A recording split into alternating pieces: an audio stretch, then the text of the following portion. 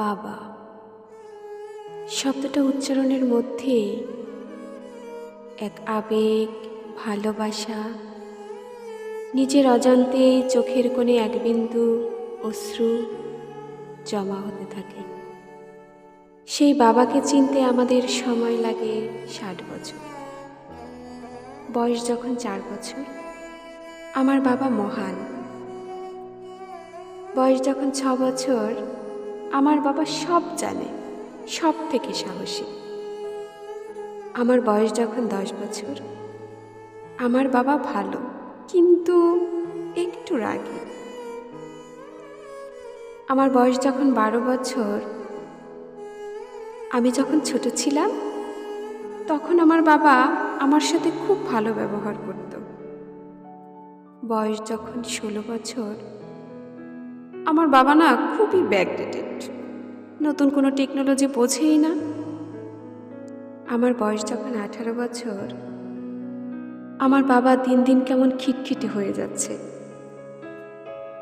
যখন আমার বয়স 20 বছর, বাবার সাথে থাকাটা অসহ্য হয়ে যাচ্ছে, জানি না মা কেমনে থাকে।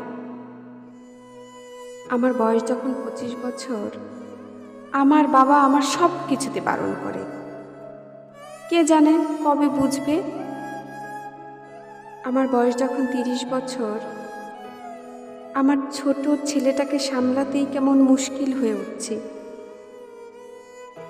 আমার নিজের বাবাদের কি কত ভয় পেতাম, এখনকার ছেলেমেয়েরা কথাই শোনে না। আমার বয়স যখন 40 বছর, আমার বাবা আমাদের কত শাসনে মানুষ করেছে, আর এখনকার বাচ্চারা সেসবের ধারই ধারে না।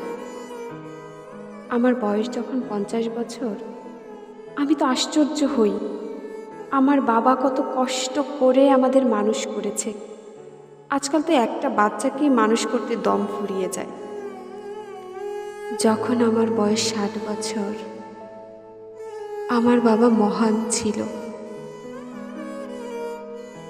নিজে বেঁচে থাকা অবধি আমাদের খেয়াল রেখেছে।